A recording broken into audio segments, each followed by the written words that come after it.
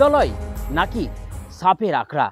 আমি এই মুহূর্তে দাঁড়িয়ে রয়েছি মালদা সরকারি আবাসনে এবং আমি দেখানোর চেষ্টা করব এই সরকারি আবাসনেই রয়েছে এই বিদ্যালয়।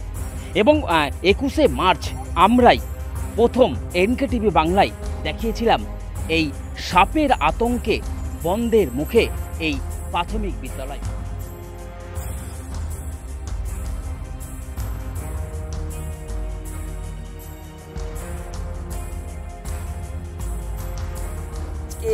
সকালবেলা একটা বিশাল বড় সাপ বারান্দা থেকে ক্লাসরুমে ঢুকে আছে, সেই মর্মে আমি আজকে স্কুলে তাড়াতাড়ি এসেছি। বন দপ্তরকে ডেকেছি সাপটা ধরবে বলে। স্কুলে বাচ্চাগুলো বহুদিন থেকে আসে না, স্কুল বন্ধ, বন্ধের মুখে